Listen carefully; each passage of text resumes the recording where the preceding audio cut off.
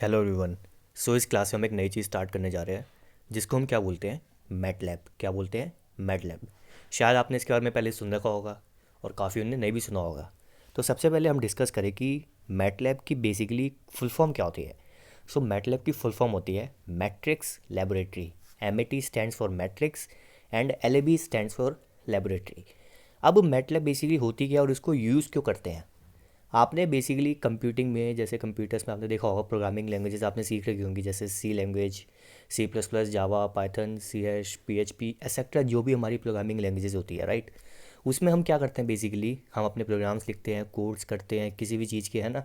फिर हम उनकी एग्जीक्यूशन करते हैं, सिमुलेशन करते हैं, ठीक है। अपने आउटपुट जनरेट करते हैं। बेसिकली वो क्या होती है, एक लैंग्वेज होती है, प्रोग्रामिंग लैंग्वेज, ठीक है। अब मैटलैब भी क्या होती है, बेसिकली इसको हम क्या कर सकते हैं, एक प्रोग्रामिंग लैंग्वेज की तरह यूज़ कर सकते हैं। क्या कर सकते हैं, इसको एक प्रोग्रामिंग लैंग्वेज की तरह यूज़ कर सकते हैं और इसको हम सिमुलेशन सॉफ्टवेयर की तरह भी यूज़ कर सकते हैं।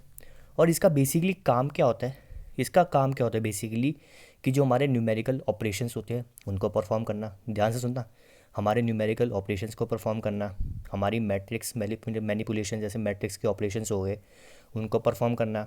अगर हमें कुछ डाटा या फंक्शंस को प्लॉट करना हो, क्या डाटा एंड फंक्शंस को या फिर प्लॉट करना हो, तब हम इसको यूज़ कर सकते हैं। हमें अगर मान लो एल्गोरिथम्स को इम्प्लीमेंटेशन करना हो, उनकी इम्प्लीमेंटेशन करनी हो एल्गोरिथम्स की, तब हम इसको यूज़ कर सकते हैं। बेसिकली मैटलैब भी एक प्रोग्रामिंग लैंग्वेज की तरह यूज़ हो सकती है, जिसमें हम जो मैंने चीज़ें बताई वो सब कर सकते हैं। आप मैट्रिक्स मैनिपुलेशन कर सकते हैं, न्यूमेरिकल आप कर सकते हैं, ऑपरेशंस परफॉर्म कर सकते हैं, ठीक है। आप फंक्शन प्लॉट कर सकते हैं, एक्सेट्रा एक्सेट्रा, ठीक है। अब बात आती है कि इसकी एप्लीकेशंस क्या होते हैं, यानी कि इसकी हम कहाँ का यूज़ होती है ये मैटलैब लैंग्वेज। बेसिकली इसको हम यूज़ कर सकते हैं एल्गोरिथम डेवलपमेंट के लिए, जैसे मैंने आपको बताया, ठीक है, कि हम इम्प्लीमेंट करते हैं ना।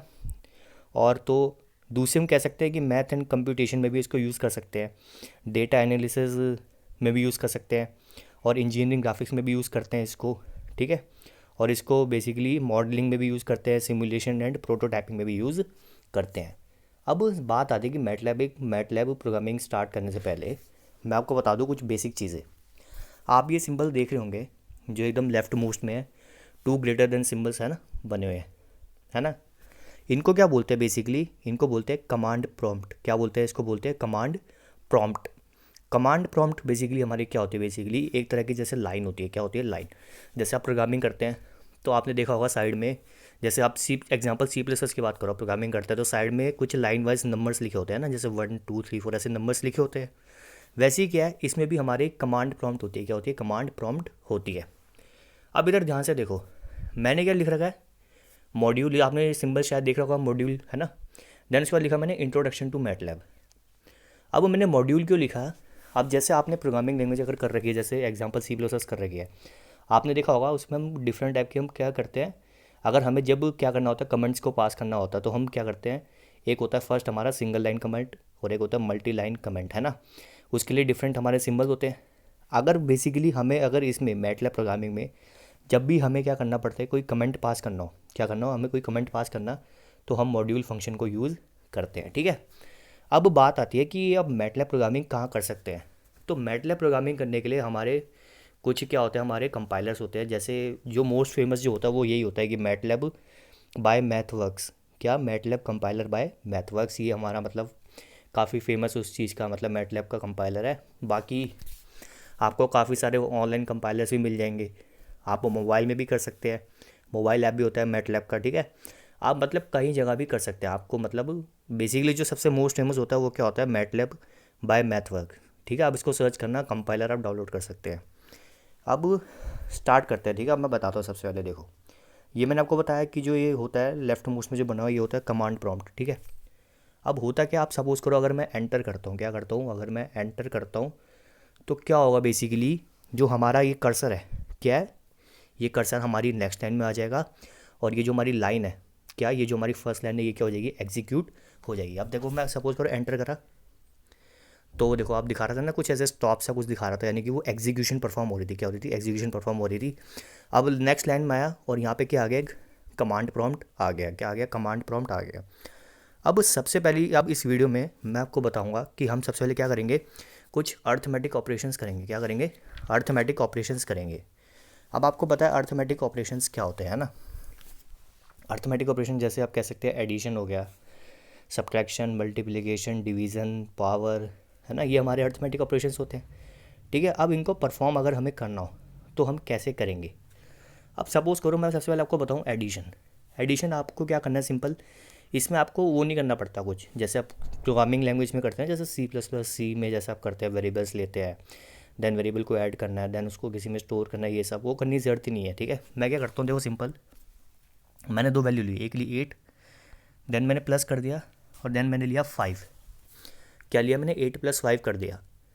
तो 8 + 5 क्या होता है, बेसिकली 13 होता है। क्या होता है, 13। ठीक है, अब मैं इसको रन करता हूँ, क्या करता हूँ, इसको मैं रन करता हूँ, यानी कि सिंपल कह सकते हैं, मैं एंटर दबाता हूँ, तो देखो क्या होगा, मैंने एंटर दबाया तो लिखा क्या आ गया, आंसर = 13, यानी कि बेसिकली एडिशन परफॉर्म हो गया ना, एडिशन परफॉर्म। अगर मान लो मुझे सब्ट्रैक्शन करना हो, तो सपोज़ करो मैंने लिखा 7 - 5, तो 7 - 5 क्या होता है, 2। क्या होता है, 2 होता है। तो मैं एंटर दबाता हूँ, तो आंसर मिल गया मुझे 2। अब करते हैं मल्टीप्लिकेशन, मैंने करा चलो 6 8, 6 × 8 क्या होता है, 48। तो मैंने एंटर दबाया तो देखो क्या आएगा, आंसर आया 48। ठीक है, अब करते हैं डिवीज़न। अब देखो डिवीज़न सिंपल, आपको पता है कि क्या होती है, ऐसे आपने जो बेसिकली देखी होगी, ऐसे इस टाइप की होती है ना, ये डिवीज़न होता है हमारा। ठीक है, अब मैं देखो एंटर दबाता हूँ तो क्या आंसर आ रहा है, 3 आ गया। ठीक है, अब डिवीज़न के भी टाइप होते हैं। क्या होते हैं, टाइप होता है, एक होता है लेफ़्ट डिवीज़न। क्या होता है, एक होता है लेफ़्ट डिवीज़न और एक होता है राइट डिवीज़न। क्या होता है, एक होता है लेफ़्ट डिवीज़न और एक होता है राइट डिवीज़न। सो जो अपर हमने जो अभी क्या करा, डिवीज़न करा, इसको बोलते हैं राइट डिवीज़न। क्या बोलते हैं, इसको बोलते हैं राइट डिवीज़न। अब जो लेफ़्ट डिवीज़न होता है वो ये होता है, देखो 6 / 2। अब आप सोच रहोगे कि जो इसका आंसर वो आएगा 3, लेकिन ऐसा नहीं है, ऐसा नहीं है। जब भी इस टाइप का सिंबल बनाओ ना, यानी कि सिंपल ये थोड़ा किस तरफ हो, इसकी जो टॉप है वो लेफ़्ट की तरफ इंक्लाइंड हो, ठीक है, तो ये होता है हमारा लेफ़्ट डिवीज़न। क्या होता है, लेफ़्ट डिवीज़न। तो इसका मतलब ये नहीं है कि 6 / 2 हो रहा है, इसका मतलब ये है कि 2 / 6 हो रहा है। क्या हो रहा है, 2 / 6। तो मैं एंटर दबाता हूँ, देखो क्या आंसर आना चाहिए, 2 / 6, यानी कि डेसिमल वैल्यू आएगी 0 पॉइंट। तो मैं एंटर दबाता हूँ, तो आपने चेक करा आंसर क्या आ रहा है, 0.3333। ठीक है, तो ये होता हमारा क्या, जो भी हमने करा जस्ट उसको कहते हैं लेफ़्ट डिवीज़न, एंड जो उससे ऊपर हमने करा उसको क्या कहते हैं, राइट डिवीज़न। अब देखो लेफ़्ट डिवीज़न को रिप्रेजेंट करने का एक और तरीका होता है। क्या होता है, एक और तरीका होता है, वो क्या होता है, 6 एक डेसिमल, देन ये ऑपरेटर लेफ़्ट वाला, देन 2। अब मैं इसको देखो एंटर दबाता हूँ तो क्या आना चाहिए, 0.33, सेम आंसर आया है ना। तो लेफ़्ट डिवीज़न को आप ऐसे भी कर सकते हैं और राइट डिवीज़न को आप ऐसे भी कर सकते हैं। देखो 6.2, तो क्या आ गया आंसर, 3 आ गया। क्या आ गया आंसर, क्या आ गया हमारा, 3 आ गया। ठीक है, अब क्या करना है, अब आता है हमारा कौन सा, पावर ऑपरेटर। क्या आता है, पावर फंक्शन। ठीक है, सपोज करो मैंने करा 7 ⁻², तो 7 स्क्वायर क्या होता है, 7 स्क्वायर कह सकते हैं 7 ⁻², यानी कि क्या होगा 49। तो मैंने एंटर दबाया तो क्या आया, 49 आ गया। क्या आ गया, 49 आ गया। तो ये तो थे क्या हमारी सिंपल अर्थमेटिक ऑपरेशंस, और इसको हमने कैसे मैटलैब में हमने इसको कैसे कंपाइल करा, कैसे इसको लिखा, ये आपको अच्छे से समझ आ गया होगा। नेक्स्ट वीडियो में हम और भी टॉपिक्स डिस्कस करेंगे।